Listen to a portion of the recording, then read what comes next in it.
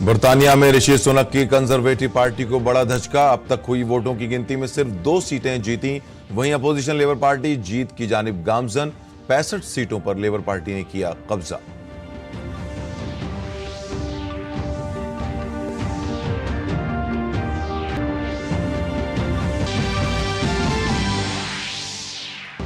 हाथरस भगदड़ हादसे में सत्संग के 6 मुल्जिमीन गिरफ्तार। कलीदी मुल्जिम अभी तक फरार। अपोजिशन लीडर राहुल गांधी हाथरस के दौरे पर।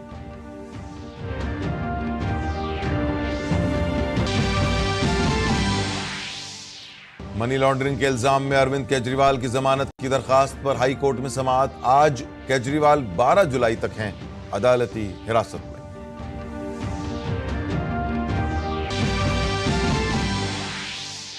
मगरबी और शिमाल मशरकी भारत में अगले 4-5 दिनों तक शदीद बारिश का रेड अलर्ट जारी। आसाम और अरुणाचल प्रदेश में सैलाब की सूरत हाल संगीन।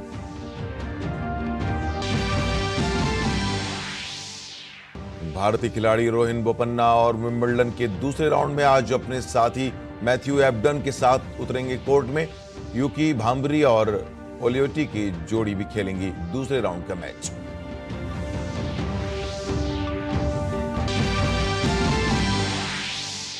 यूरो कप 2024 की क्वार्टर फाइनल में आज स्पेन और जर्मनी होंगे आमने सामने। दूसरे क्वार्टर फाइनल में फ्रांस का मुकाबला होगा पुर्तगाल से।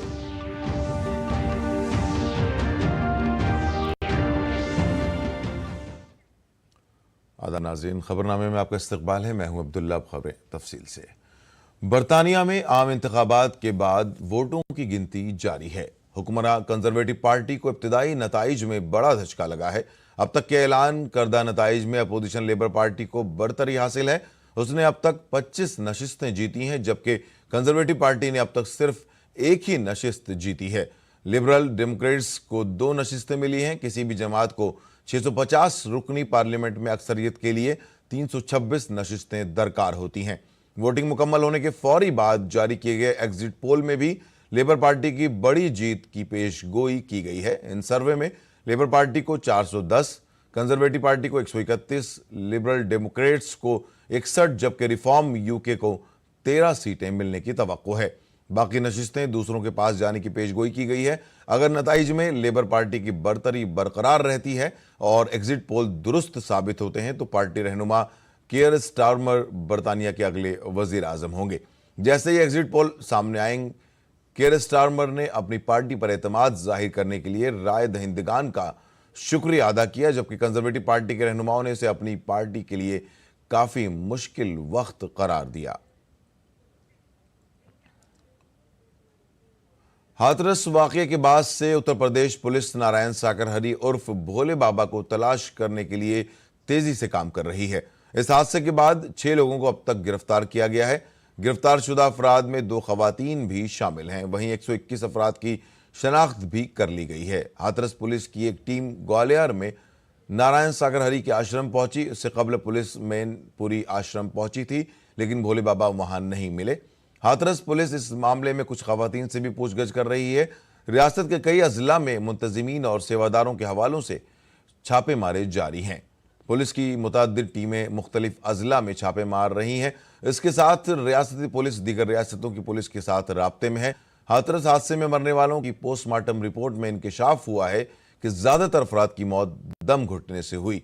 हाथरस हादसे के बाद लोगों की उनके घरों की महफूज वापसी के लिए रेलवे के जरिए इंतजाम भी किए जा रहे हैं।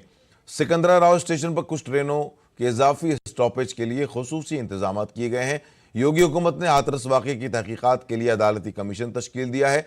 कमीशन नोटिफिकेशन जारी होने के 2 माह के अंदर अपनी रिपोर्ट पे सौंप देगी।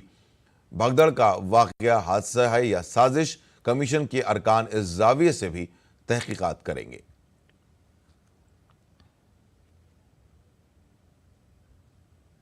इस दौरान लोकसभा में अपोजिशन लीडर राहुल गांधी आज सुबह हाथरस के लिए रवाना हो गए हैं, जहां वो हादसे में जान गंवाने वाले अफराद के अहले खाना से मुलाकात करेंगे। इस हादसे में 121 लोगों की मौत हुई है, जबकि कई जख्मी अस्पताल में जेर इलाज हैं।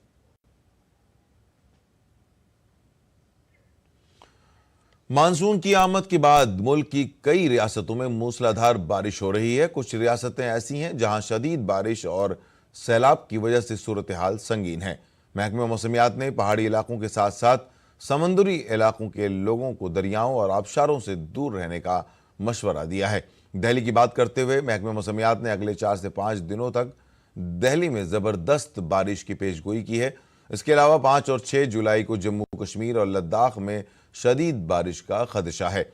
महकमा मौसमियात ने उत्तर प्रदेश में अगले 2-3 दिनों तक बारिश का अलर्ट जारी किया है। यूपी के कुछ अजला में मूसलाधार बारिश, तूफान और बिजली गिरने के हवाले से अलर्ट जारी किया गया है। उत्तराखंड के कई इलाकों में बारिश के लिए रेड अलर्ट जारी कर दिया गया है, जिसकी वजह से उत्तराखंड के 5 अजला में छुट्टी का ऐलान किया गया है। मूसलाधार बारिश की वजह से उत्तराखंड में लैंडस्लाइडिंग और सैलाब जैसी सूरत हाल है। अगले 4-5 दिनों तक मगरबी और शिमाल मशरकी भारत में शदीद बारिश का रेड अलर्ट जारी है। इसके अलावा शिमाल मशरकी भारत की रियासतों समेत अरुणाचल प्रदेश, नागालैंड, मणिपुर, ज़ेली हिमालयाई, मगरबी बंगाल और सिक्किम में शदीद बारिश का इम्कान जाहिर किया गया है।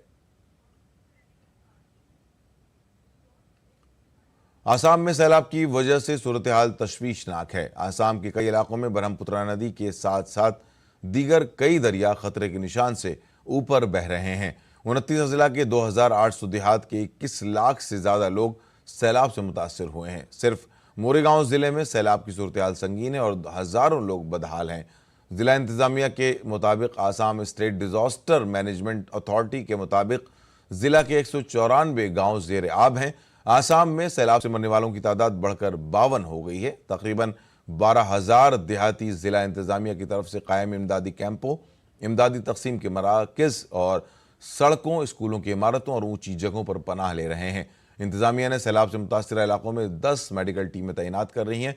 इनके घरेलू साजो सामान, धान, चावल और फसलें सैलाबी पानी से तबाह हो चुकी हैं। कजाकिस्तान के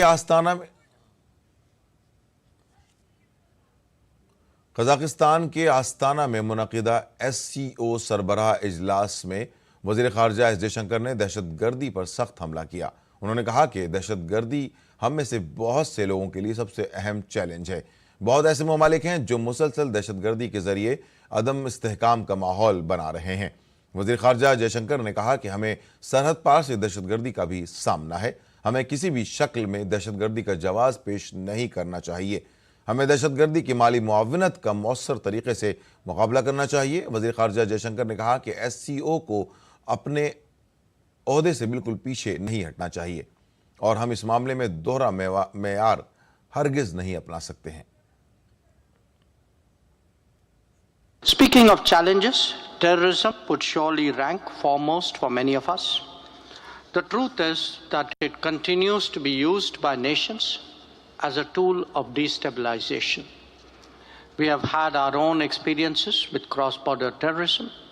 Let us be clear that terrorism in any form or manifestation cannot be justified or condoned.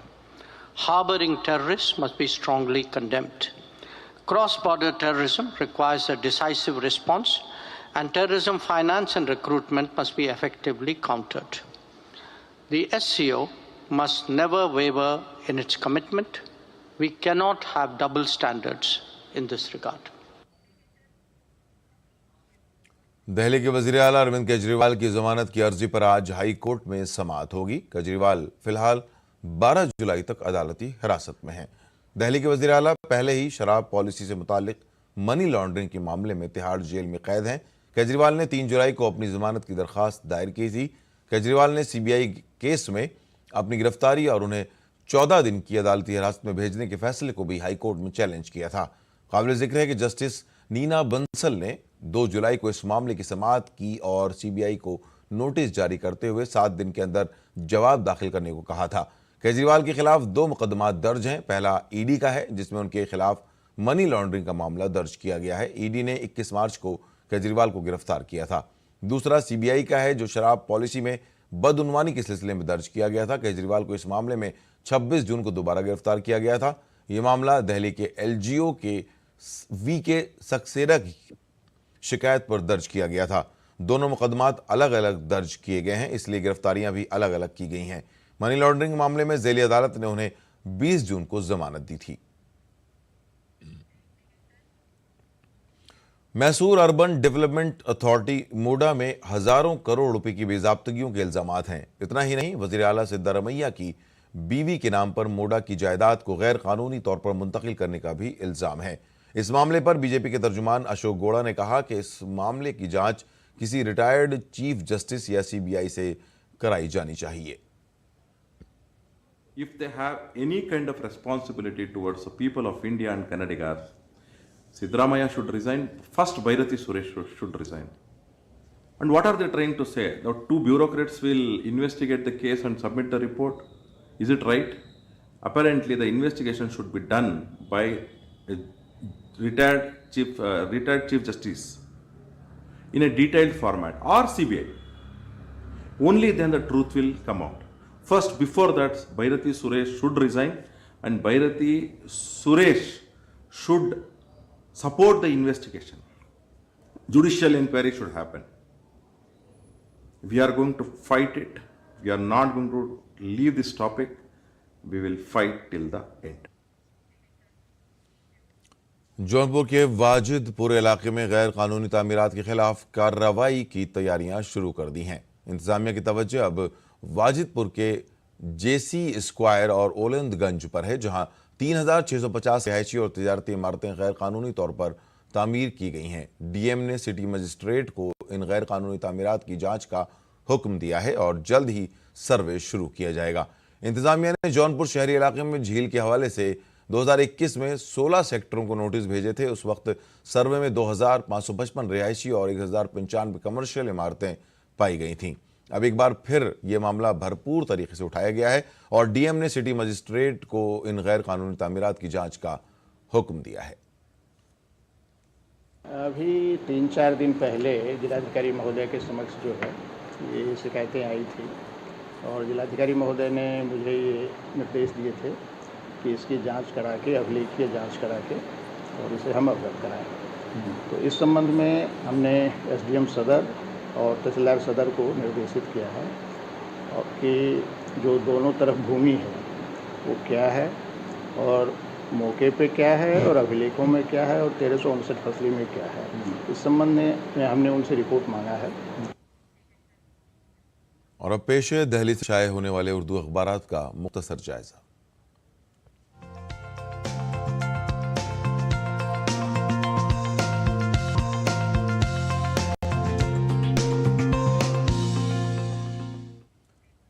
नाजरीन, सबसे पहले बात करते हैं रोजनामा राष्ट्रीय सहारा की सफ़े अव्वल की अहम सुर्खी की। टीम इंडिया की वतन वापसी, वज़ीर आज़म से मुलाकात, मुंबई में ज़बरदस्त विक्ट्री परेड और एजाज़। और अब बात रोजनामा इनकलाब के अहम सुर्खी की।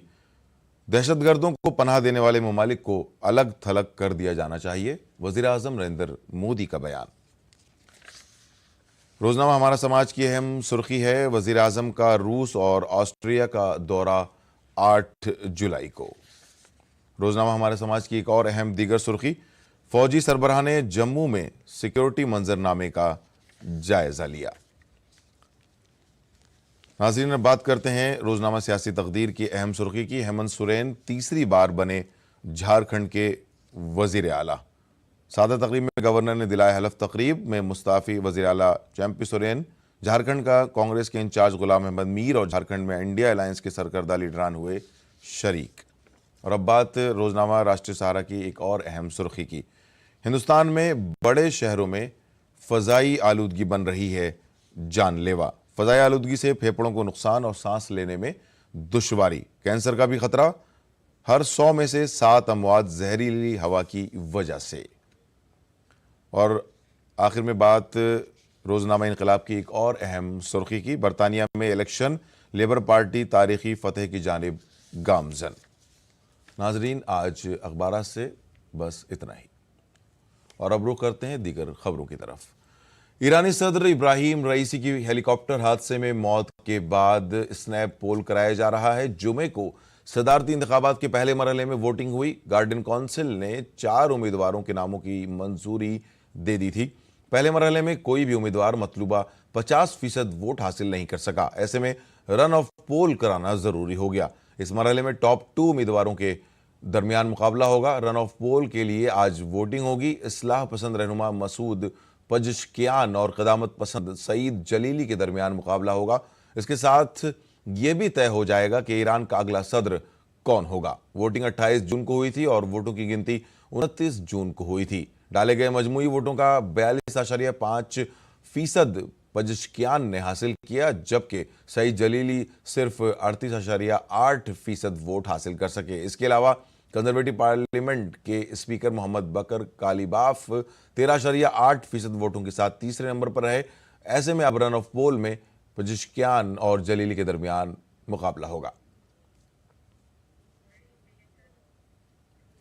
इटली ने स्ट्रोम्बली जजीरे पर आतिशफशा से मुतालिक रेड अलर्ट जारी कर दिया है। माउंट एटना से बहने वाले लावे ने आसमान को स्याह धुएं और राख से ढांप लिया है। इस वजह से आला हुक्काम ने केटानिया हवाई अड्डे को बंद कर दिया है। माउंट एटना के मुंह पर भंवर जैसी आतिशफशा सरगर्मी इस हफ्ते 4 साल बाद जोरदार धमाके के साथ तेज हो गई है। माउंट एटना 1330 मीटर ऊंचा आतिशफशा है।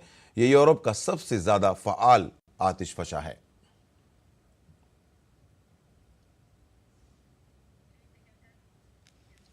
समुद्री तूफान बेरिल ने जजायर, कैमियन और जमैका में तबाही मचाने के बाद मैक्सिको से टकराया है। बेरिल ने मैक्सिको के आला सियाहती मकामात को बड़े पैमाने पर नुकसान पहुंचाया है। यह तूफान जजीरा नुमा युकाटन के मशरकी साहिल पर मैक्सिको के साहिली तफरीही मकाम टोलम तक पहुंच गया है। तूफान से कई इमारतें तबाह हो गई हैं। समुद्री तूफान बेरिल ने गुज़श्ता चंद दिनों के दौरान कई छोटे कैरिबियाई जजीरों में तबाही मचाई है। मैक्सिको के शहर कैनकन का बैनुल-अक़वामी हवाई अड्डा आखिरी परवाज को पकड़ने के लिए सयाहों से भरा हुआ था। रियासती गवर्नर ने सोशल मीडिया पर कहा कि तकरीबन 100 परवाजें मनसूख कर दी गई हैं। 17 साल बाद T20 आलमी चैंपियन बनी भारतीय टीम का मुंबई पहुंचने पर जोरदार इस्तकबाल किया गया। मुंबई में आलमी फातेह भारतीय टीम के लिए विक्ट्री मार्च का इनेकाद किया गया। मार्च के दौरान मरीन ड्राइव पर क्रिकेट के शायकीन का जम्मे गफीर नजर आया। हजारों की तादाद में क्रिकेट के शायकीन आलमी फातेह भारतीय टीम की एक झलक पाने के लिए जमा हुए। उसके बाद वानखेड़े स्टेडियम में BCCI के जरिए खिलाड़ियों को एजाज से सरफराज किया गया।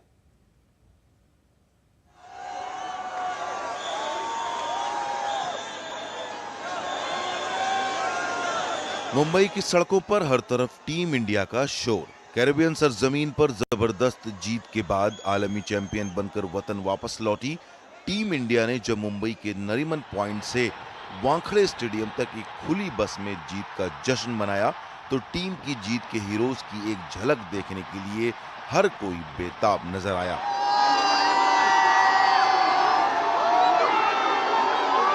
मायानगरी के वानखेड़े स्टेडियम की तरफ जाने वाली हर सड़क टीम इंडिया की जीत के नारों से गूंज उठी।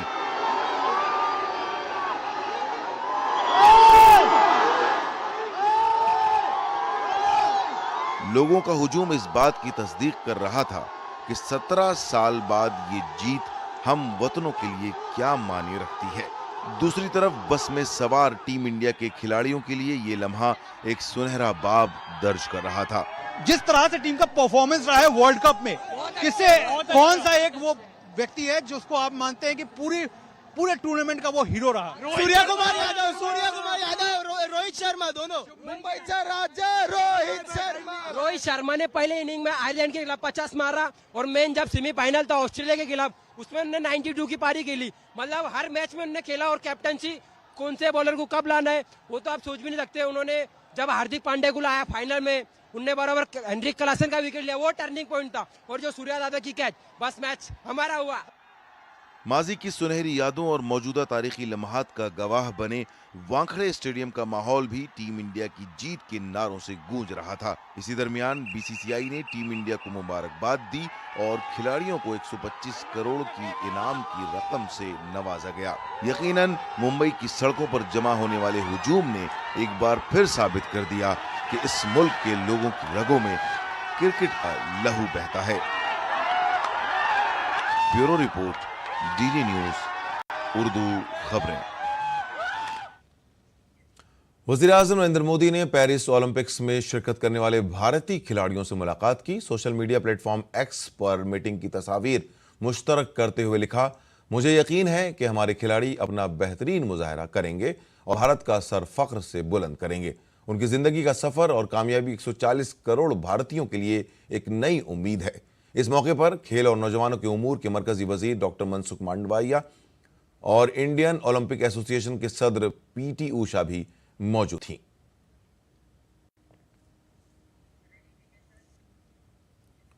यूरो कप में आज से क्वार्टर फाइनल मैच खेले जाएंगे। आज पहले मैच में स्पेन और जर्मनी की टीमें आमने सामने होंगी। ग्रुप राउंड में शानदार कारकर्दगी के बाद जर्मन टीम डेनमार्क को नॉकआउट राउंड में शिकस्त देकर क्वार्टर फाइनल में पहुंच गई है। वहीं स्पेन आखिरी 16 में जॉर्जिया के खिलाफ फतेह के साथ आखिरी 8 में जगह बनाने में कामयाब हो गई है। आज खेले जाने वाले मैच में दोनों टीमें जीतकर सेमीफाइनल में दाखिल होने के इरादे से मैदान में उतरेंगी।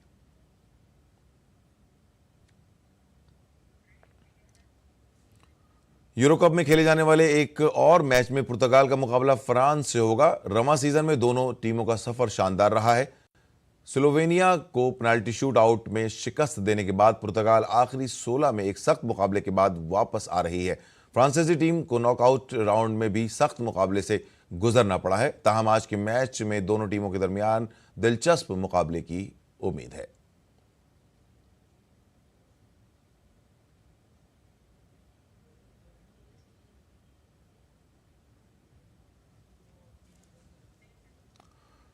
साल के तीसरे ग्रैंड स्लैम विंबलडन के इब्तिदाई राउंड में भारतीय खिलाड़ियों ने शानदार कारकर्दगी का सिलसिला जारी रखा। भारत के रोहन बोपन्ना और उनके ऑस्ट्रेलियाई साथी मैथ्यू एबडन आज विंबलडन के दूसरे राउंड में मैदान में उतरेंगे। इस मुकाबले के मर्दों के डबल्स जुमरे में भारतीय ऑस्ट्रेलवी जोड़ी का मुकाबला जर्मन जोड़ी से होगा।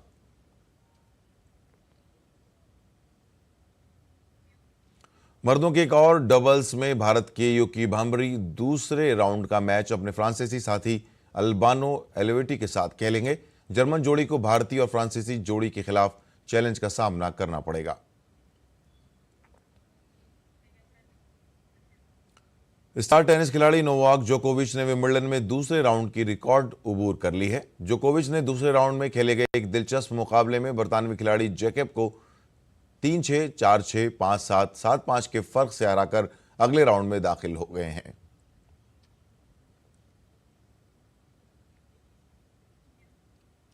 यूनान के स्टीफनस टिसिपास विंबलडन के दूसरे राउंड में खेला गया वो मैच जीतकर अगले राउंड में दाखिल हो गए। 25 साल टेनिस खिलाड़ी ने जापान के तारो डेनियल को सख्त मुकाबले में 7-6, 6-4, 7-5 से शिकस्त दी। रूस की एलिना रिबाकिना ने विंबलडन खवातीन सिंगल्स में जीत का सिलसिला जारी रखते हुए अगले राउंड में जगह पक्की कर ली। एलिना ने मुकाबले के दूसरे राउंड में जर्मन खिलाड़ी को शिकस्त दी। और अब पेश है मौसम का हाल।